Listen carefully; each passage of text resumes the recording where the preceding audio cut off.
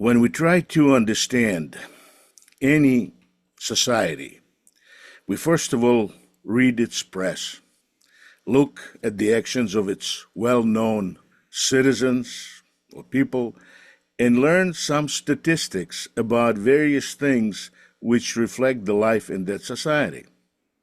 However, to get the real insight in what is going on there, we need to travel there and talk to people there. What happened in Albany, New York the other day, I believe, is the event that helps us to see the changed nature of the American society today. What took place there on the grounds of the University of Albany made me get in touch with the main person affected by the event there at the end of September and invite her to talk to us about it. Her name is Elisa Albert. She is an award-winning feminist fiction writer, the author of half a dozen books of stories and essays. The last one, The Snorling Girl, you can see it here, is available now, was published last August, and is available now on Amazon.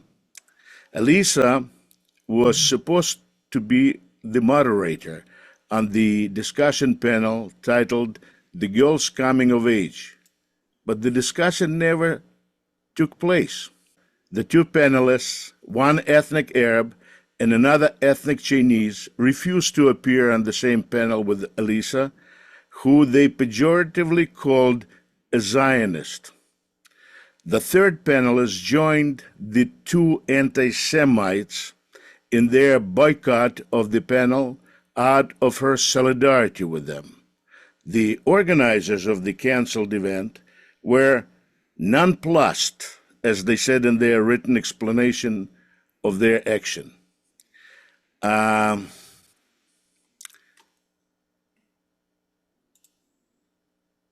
Elisa, hmm welcome to Chicago Jewish Cafe. Thank you for having me. Elisa, so what took place there? Just more or less, as you said, except for the detail about the third panelist, she didn't drop out in solidarity. She dropped out because she didn't want to be anywhere near any of this. So she was complicit in a different way, thinking she could just avoid. Um, and the organizers of the book festival, I think likewise, were just complicit because they didn't want to deal with it. They just wanted to duck and hope that maybe it would go away and no fuss. Mm, It's very interesting. Now, uh, when I see the announcement of that event, it seems like you're advertised there as an actual genius. Oh, that's a nice blurb, it's called, of my book. But I'm a fellow also, writer. they mention that you are very active in progressive causes, including reproductive justice, creative processes of different sorts, uh, Judaism. I understand that you also do continue some observance of tradition in your family, Mhm. and punk music. It's an interesting combination.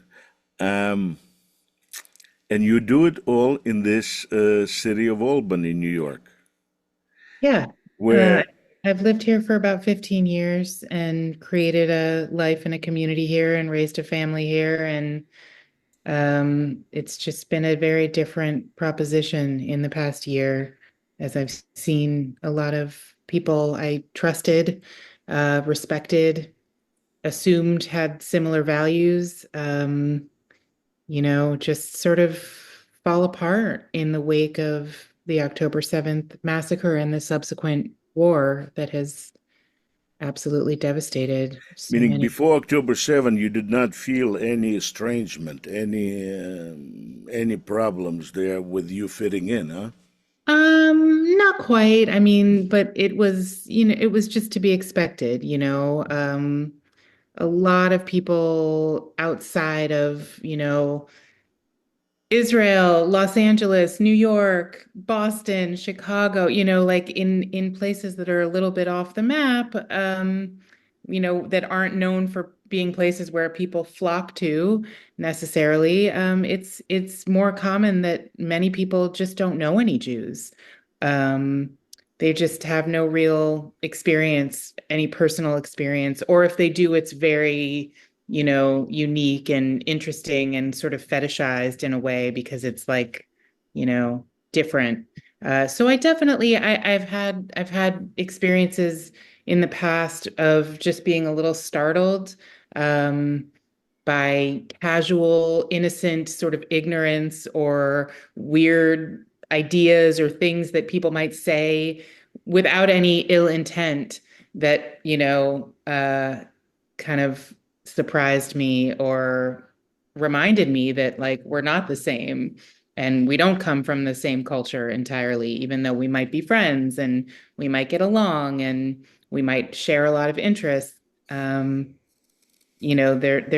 I have noticed for many, many years that there are just many people who have no knowledge, understanding, context. They don't understand what being Jewish means. They don't understand, you know, what happens in Jewish life or community or uh, any ritual or, they have the kind of the most broad, basic assumptions, from television, from movies, from stereotypes. So that's been interesting.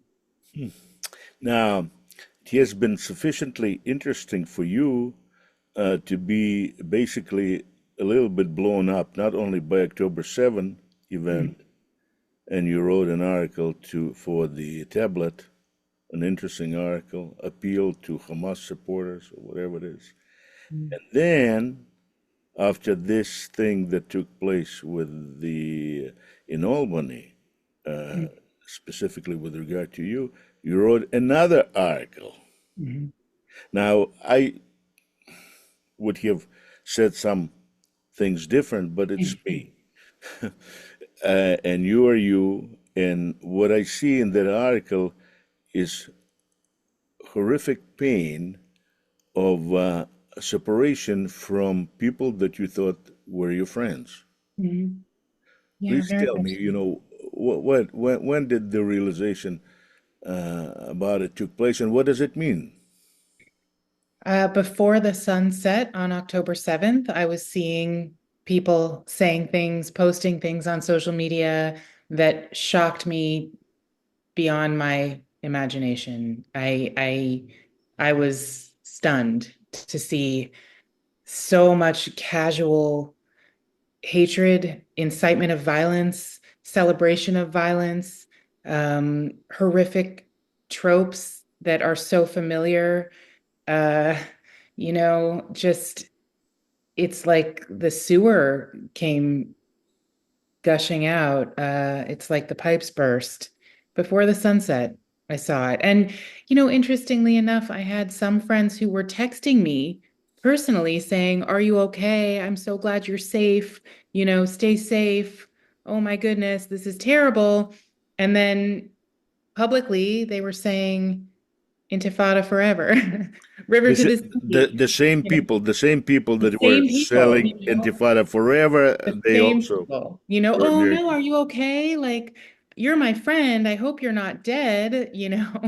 I don't want you to get murdered. I'm glad you're okay. But meanwhile, by any means necessary, like it just, I saw a lot of people get swept up, and be given permission because there was so much, and there remains so much confusion and misinformation and obfuscation of what these things mean and what is actually happening in the Middle East, and what the history is and how we got here and what the options are moving forward, and all these big issues that are so complicated. People who spend their lives working and studying in this realm are still, quite honestly, without any simple answers. But suddenly, every every other yokel I know had real strong opinions based on each other's social media posts, more or less, which just was terrifying to see. It was that ideological, just twist, and the sort of the popularity and like, okay, well, whatever sounds right and whatever that guy's saying, I like her, so whatever she's saying must be right, and careless, just repeating, normalizing. Um, and for a few weeks last fall, I was in the habit of reaching out to people individually to say, "Hi, it's me, your friend. What you're doing and saying is very destructive and scary and unhelpful and offensive and insane." But what I found out very quickly is that it was futile. There was no point. I was, ignored, gaslit, goy-splained, just or just kind of given a pejorative label, like, oh, you're this or you're that, or oh, you like war, you want blood of children, you know, um, so I gave up on that more or less, and I just sort of let go of a lot of people. It's interesting that you said it because in your article, in the tablet, second article, you kept on asking those two to come out to your shul or Shabbat, Yeah. and talk to you. How does it? Uh, That's a great question because, right, it's like, personally, these friendships or acquaintanceships or whatever, there was like a personal thing of like betrayal. Like, okay, I'm trying to tell you that this is not okay. You're ignoring, gaslighting, inverting, mocking, whatever. Okay, you know, it's like I read you loud and clear, and there's only so many hours in the day, and I, don't feel like I was put on this earth to sort of individually, launder people's insane ideological confusion. But then in the case of these two writers who so publicly aired their own bigotry and ignorance, it seemed the only thing to do. Like, I don't know these people. They didn't betray me personally. They don't know me. They don't know what I think or feel in the fullness of my experience and personhood. They know only something very limited, something by definition bigoted that they are projecting onto me, based Something on like their own triggers, based on their own assumptions, based on their own ideological perversions. So them, I don't feel anything is lost by saying, come on over. Let's like that's what you should have done from the get-go. You know, hey, I'm confused. Hey, I'm upset. Hey, I'm scared. Like, who are you? What do you think? That's good stuff. But And Elisa, people that feel that way do not go publicly and declare their allegiance to a bunch of murderers on a grand scale. they don't see it that way. They don't see that they're pledging their allegiance to murder. I, They I, I see agree. that They don't that there is see. a great evil in the world that must be denied, blocked, eradicated, and that is Jews living in the Middle East, a Jewish state in And you're historic part of Judea. you're part of that evil, right? Of course, because I believe in the right of Israel to exist, and I believe in the right of Jews in Israel, in the diaspora, forevermore to be safe, to be free, and to be able to live as we please. And I want that for everybody. I want, I have a big poster. It says Zionists for a free Palestine. You know, what's happened to the Palestinian people in the last year, in the last 20 years, in the last 50 years, in the last 70, 100, you know, um, it's not, it's not, it's not a good thing. We want everybody to be free of radical, theocratic, fascist, violent, death cult ideology. We all need to be free of that. I think that there are not two sides to this. There are those of us who want freedom and peace and safety for everyone, and there are those of us who want freedom and peace and safety only for a few people Mm. or some of us. And then there, of course, are those who have no idea what is going on in general and are just parroting whatever sounds good from their favorite influencer, which, what do you do about those people? Invite them over, I guess. Invite them over. Well, you see, my perception of such people is quite different than yours.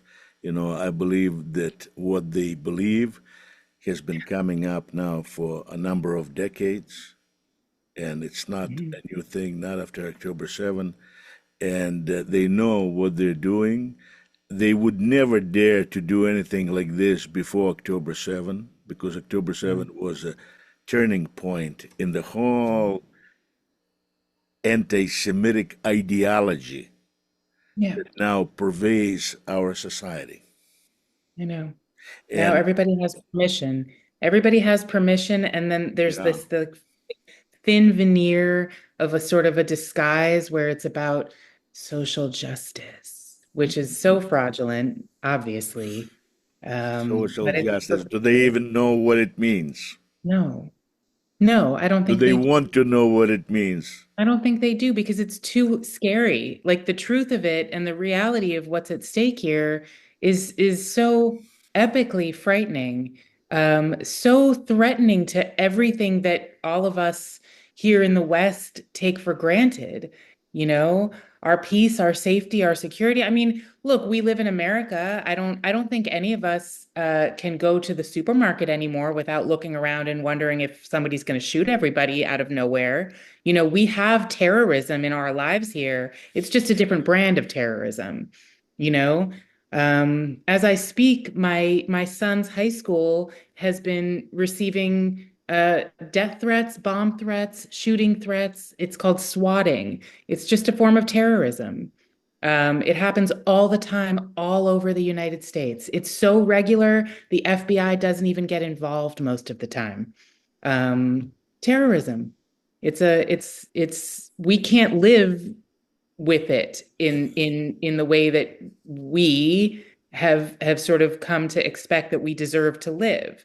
And I think everybody deserves to live without fear, without terror. Um, it's an intractable problem that we're facing right now with this kind of ideological confusion about what that means. Nobody's happy when there's a mass shooting at a shopping mall, but some people are happy when there's mass terror event against Jews in Israel. Like, what? Well, I do not know if nobody is happy. It depends who kills who and how, because they were applauding, when they were killing in France there and here in the United States also.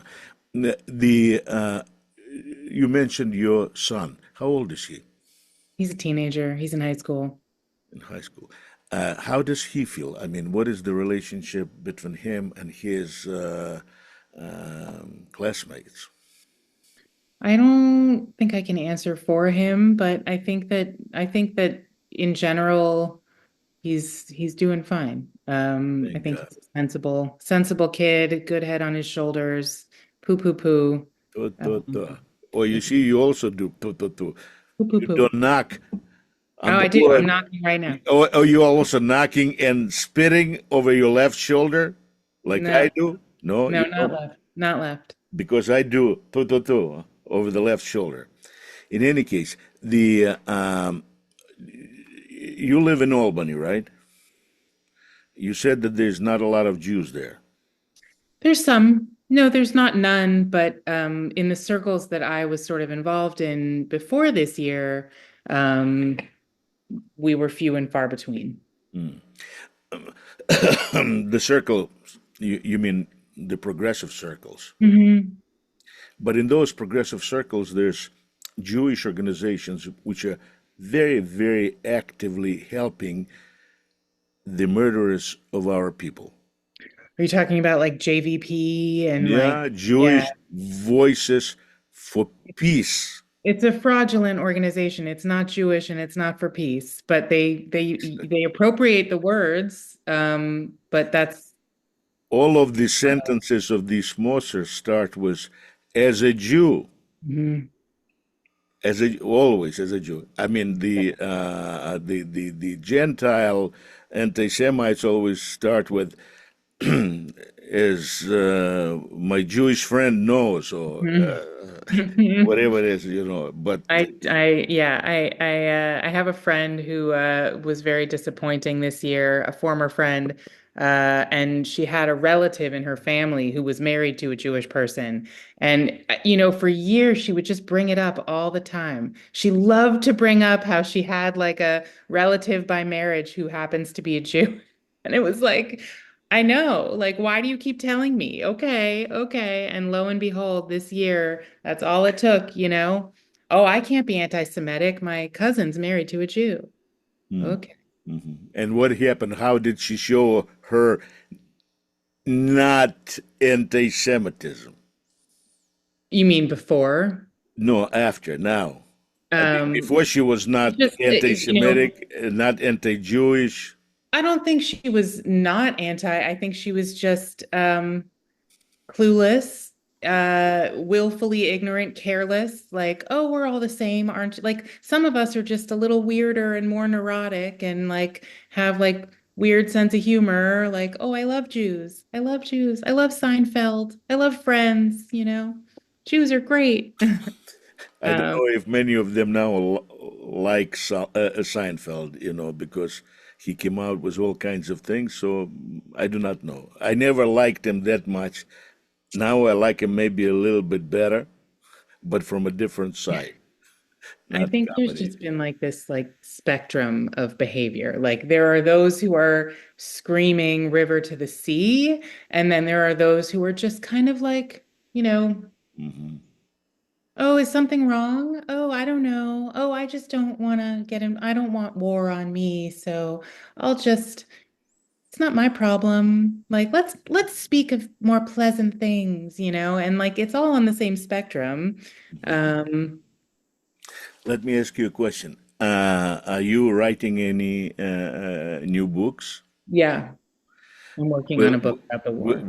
will it include anything from this particular case? All about this year.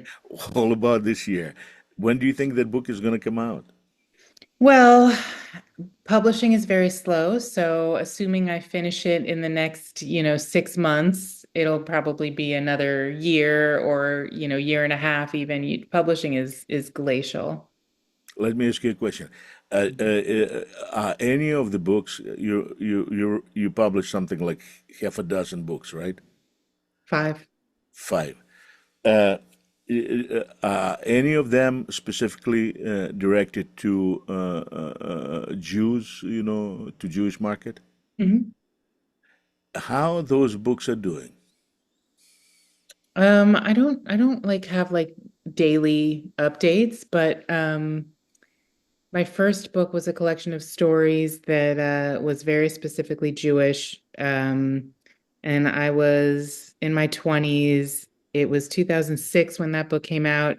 And I was very bent out of shape because everywhere I went, on book tour or anywhere I was invited to talk, it was always in the context of being a Jewish writer. And I was very irritated at that time because I didn't want to be pigeonholed. I wanted to just be like a good writer. I wanted to be of value as a writer, period, not as a girl or as a Jew or as um, But and you are a good writer. I saw somewhere that you were compared to Philip Roth.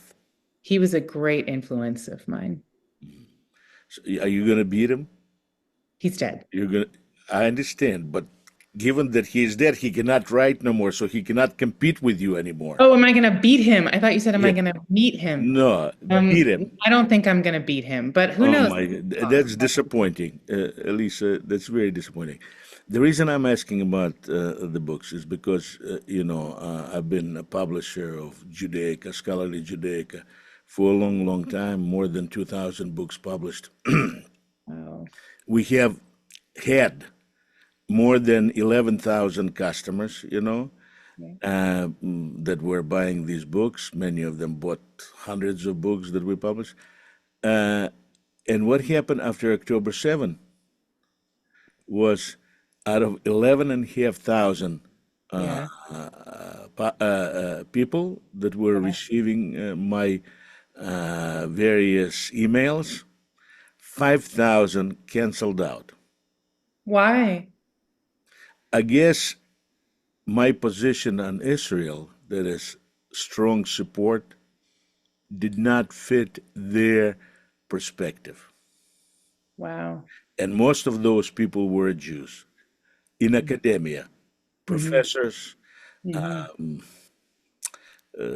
scholars, Mm-hmm. researchers in academia.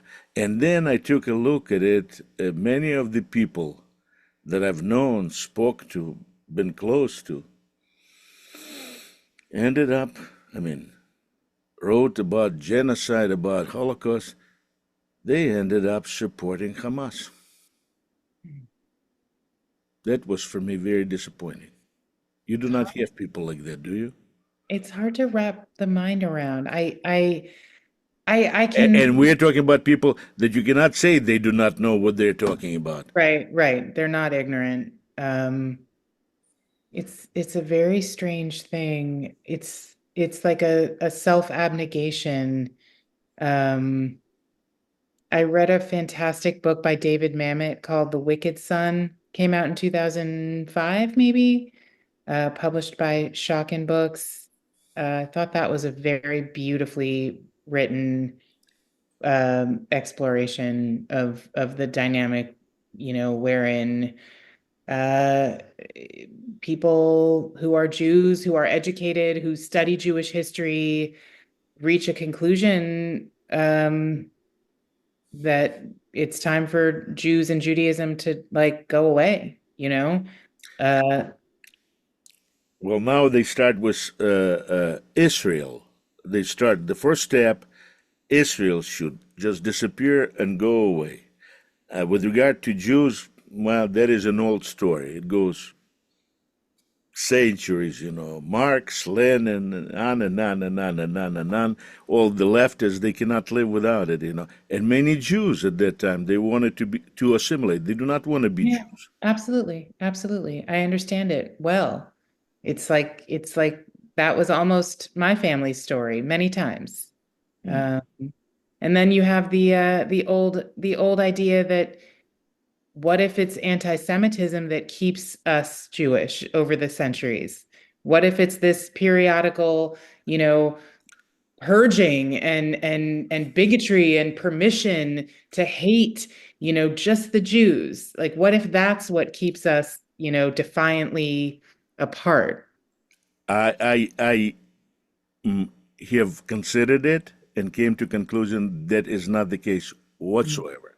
No. The anti-Semitism does force um, us to think a bit differently and more defensively, but that is only a matter of time. I mean, the disappearance of Jews that do not want to be Jews, that do not understand Torah, that do not believe in God, and those that do, they try to cling to it and stay Jewish in every way they can. I mean, just simply hostility with regard to from other people, I don't believe makes us Jews or keeps us Jewish. For a little while, for just boom, Hmm. a moment, and then it just goes away. So many people believe, that anti-Semitism. I don't. It's interesting you mentioned earlier that when you lost so many customers, um, based on, your objection to your political views Mhm. ostensibly. And what occurs to me is that, when you emailed me and asked me if I would come talk to you, I said sure. I mean, I'm like, why not? Like, I'm here to talk, and this garbage happened, so let's talk about it. Um, I didn't Google you first to see if I agree with you, Mm. because it's immaterial. Uh-huh. Whether or not I agree with you is not the point.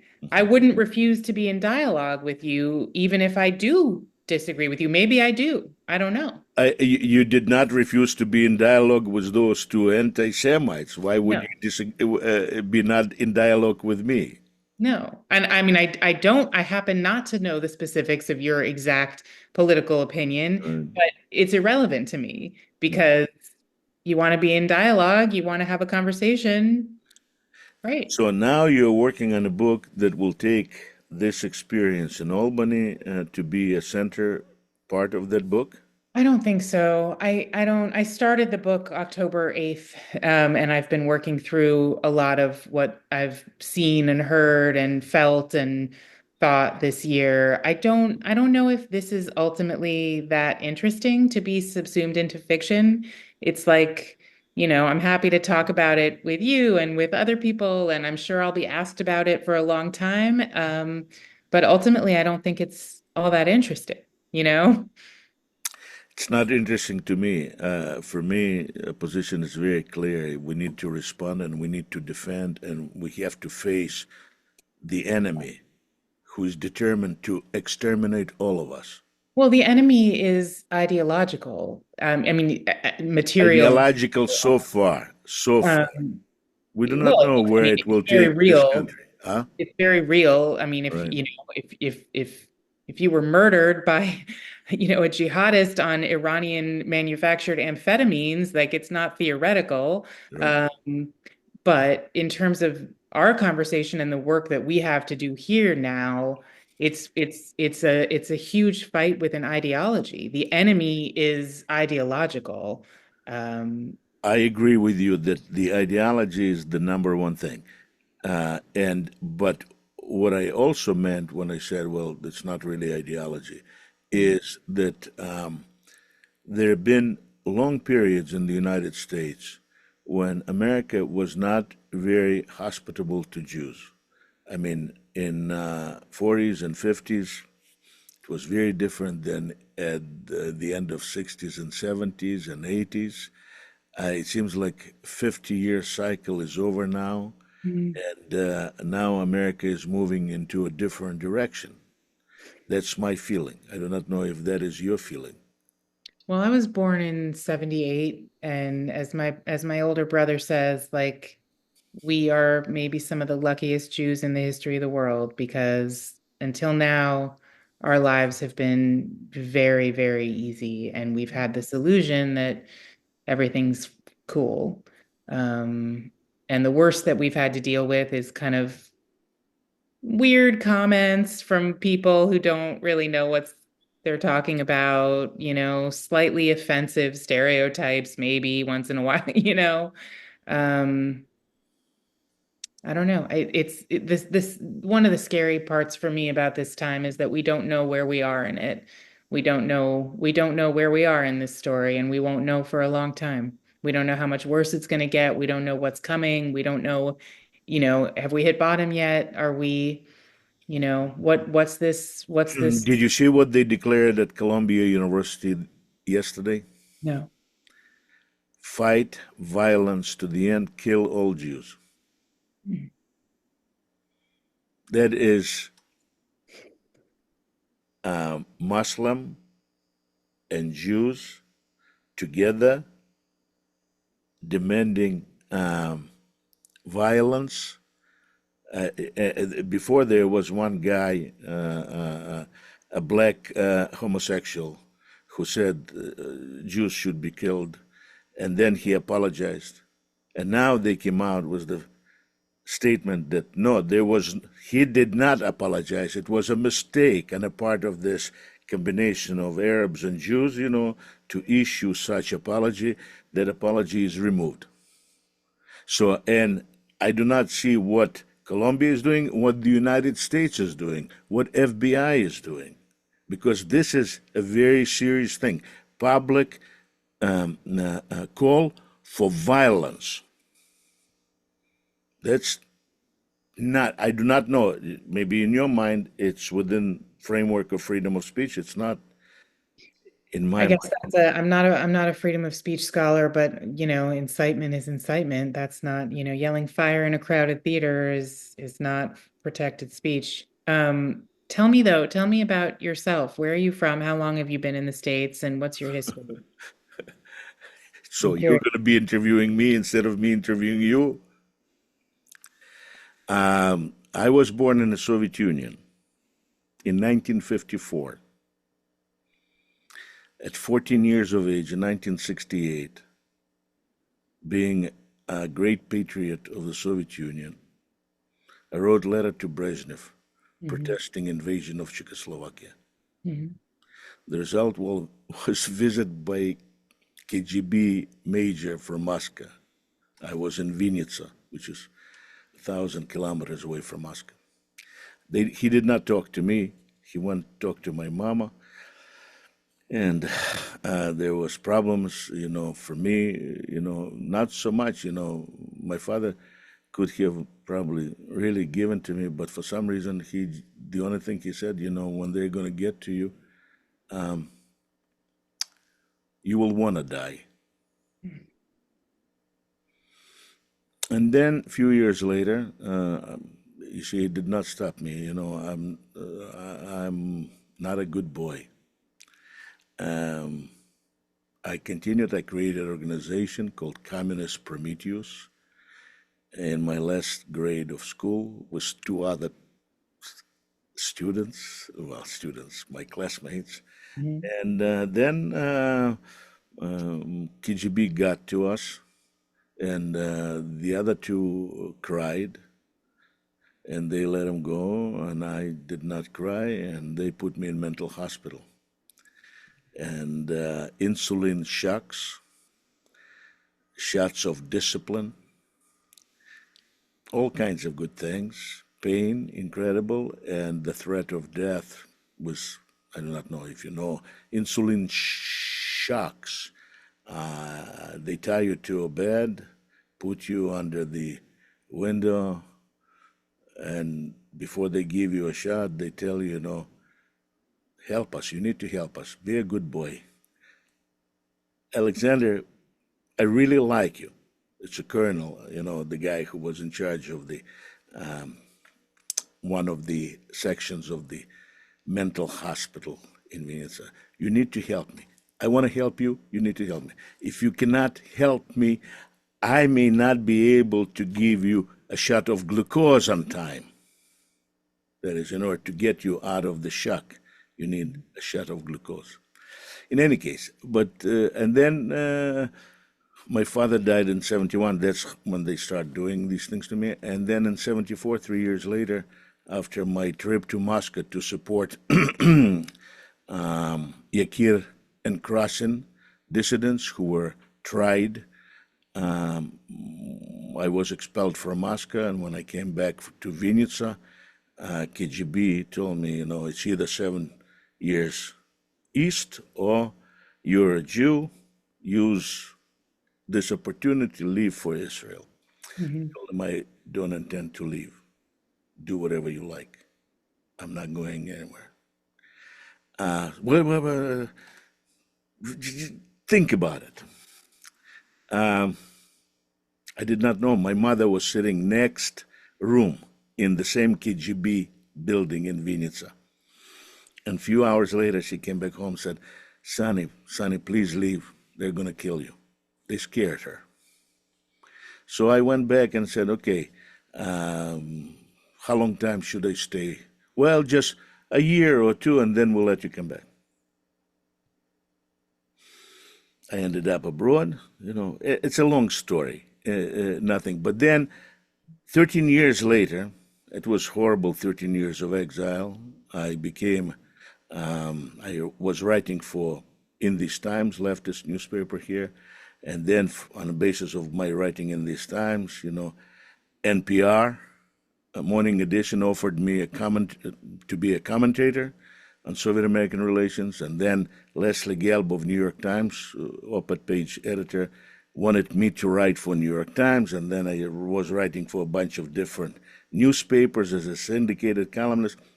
And then Gorbachev allowed me finally go back to see my mother Mhm.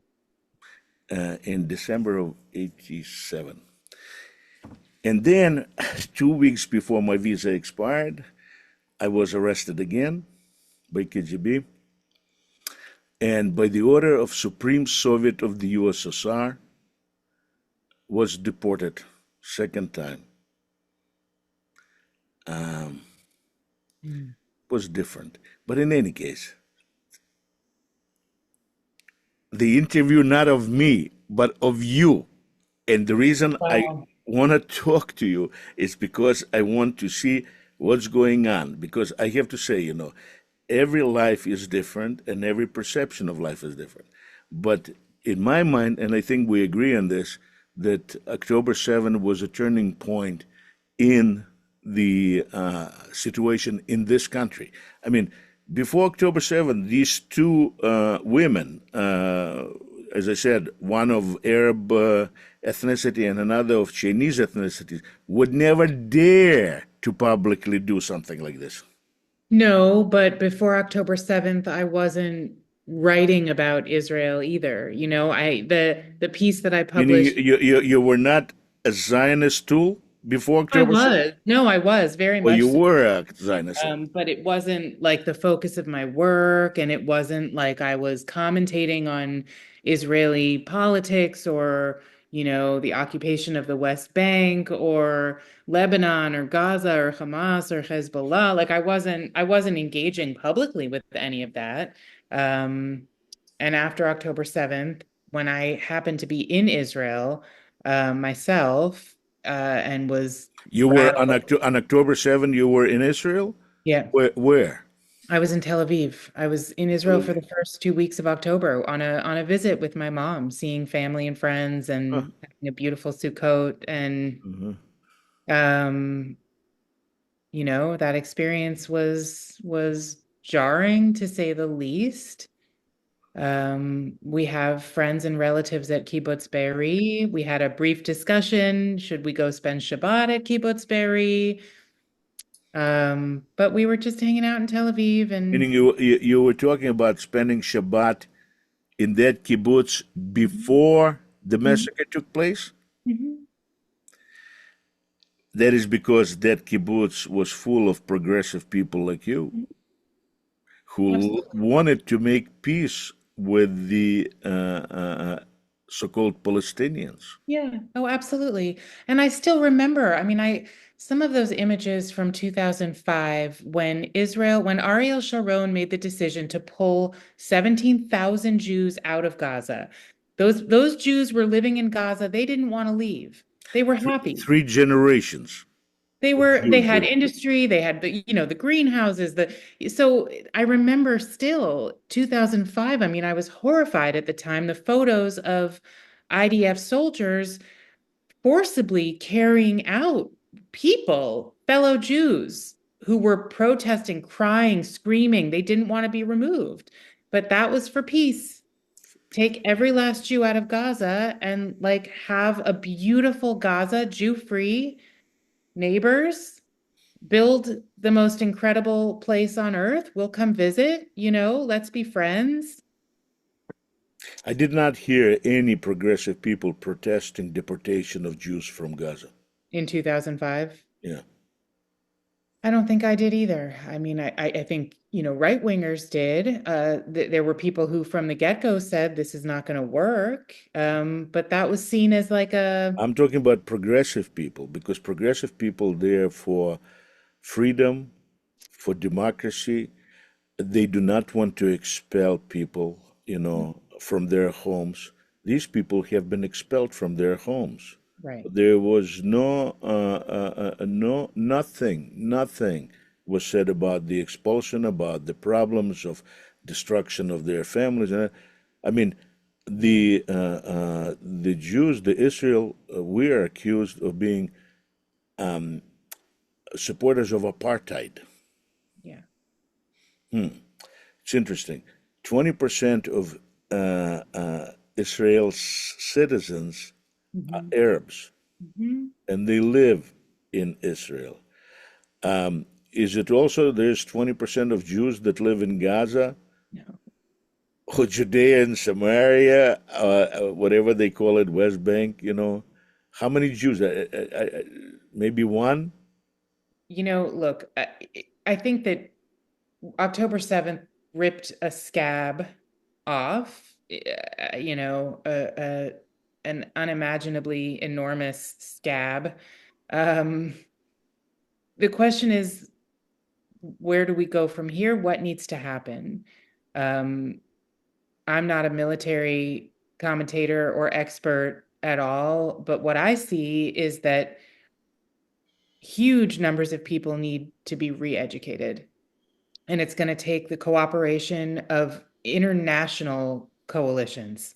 The entire world needs to be putting our progressive energy into trying to walk back some of the ideological fuckery, if you'll excuse my language, that has allowed this dynamic to persist You throughout say entire world. I mean, entire world. I the don't see entire world. Russia joining coalition No. of your Okay. persuaders Okay. or But China but or look at like uh, look at Abu Dhabi, look at Jordan, look at Kuwait, look at there look at Egypt. There are a lot of countries, all of Western Europe, America, Canada. I mean, we have a lot of people on this planet who want to live in democracy and freedom and pluralism without violence. And if we put a fraction of the energy that we have, which is a lot, mhm. the resources, the time, the money, the concerned citizens who, When you say we, who do you mean by we? we, you and me, you and me, let's go. That's what we're doing now, but and not necessarily, with the purpose, of re-educating everybody, but just in order to understand what's going on. At least this is for me. I mean, to educate somebody about what. I'll give you an example. I wrote this song, the Mosers Tikkun Olam, Mhm. and I put it out on the one as on YouTube, and another on where I have not a lot, 1,100 subscribers, and there's only like 40 or 50 people that even looked at that song uh, on YouTube, Mhm. because most of those people came long before.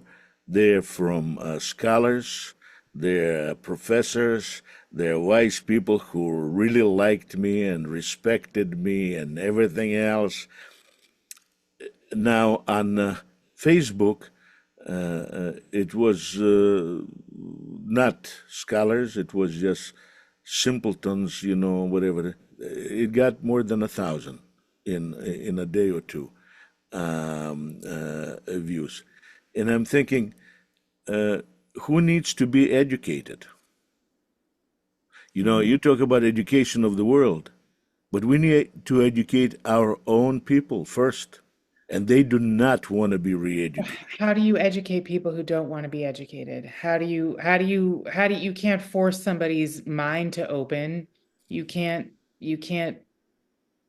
coerce somebody into being intellectually or emotionally honest about anything. Or, They do not sometimes want to hear what you're saying. Sometimes I find the few times I've made the error in judgment of trying to have a conversation with somebody who I know is not open, not willing, not able, maybe, what I find is, you get the word salad, you get the sort of like, it sounds like ChatGPT wrote it. It's like this talking point, this word, this word, this word, you know, a little blood libel thrown in there for kicks. And then when you start asking questions and you say, hey, like, what do you think could have gone differently in 1948? What do you think, and like, you just very specific questions anywhere in time, like, put your finger anywhere in the timeline and say, okay, so like, you know, could Menachem Begin have XYZ in a different way? Like, what do you think about Arafat ABC? Like, then they get angry. Then they get enraged. And well, I'm not talking about that. Why should I have to, that's not what we're talking, it's like this kind of like, oh, okay, so you don't want to talk about specifics. You don't want to deal with practicalities. You don't want to live in the actual world as it exists with the people who are suffering, struggling at the mercy of forces that are so much greater than any one of us. You just want to vomit out some kind of AI generated outrage that like satisfies your ego. And why? Like for who? Who's helped by that? It's, and you're right. You see it with very educated, very decorated people all the time. And they just feel entitled to it, and they feel safe, and they have the great privilege, most of them, of never having been anywhere near war. Um, it's like a game. It's like a parlor game or something. It's just fashion. It's and that's where I start to get sad and scared and nervous, because that's when I start to think this is going to have to get really worse. Like things Elisa, have to don't be devolve. scared, don't be nervous, don't be nothing. One thing is coming out of it. We're talking, and we are connected in some way. And I hope that your books, the next book, will also allow more people to get connected and to understand each other.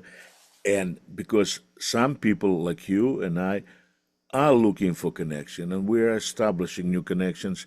And as somebody said a long time ago, Am Israel High. And that Whatever that will means. never change. It's just it's a fascinating proposition to be a Jew in this world. It's a fascinating situation Why? to. You want it to be something else? No, no, I'm very grateful, but I'm I'm very fascinated. happy, lucky, just amazingly lucky, no matter what happens. I feel very, very lucky that I was born a Jew. In any case, Elisa, hopefully we'll talk again once you're going to publish your book. Thank Maybe you. we'll interview about that if it's on Jewish topic, maybe you'll change your mind. Uh, and I want to wish you, as they say in China, sei gesund. Thank you. I guess that's. Bye. Thank you. Nice to meet you. Nice to Bye. meet you. Safe. And you too.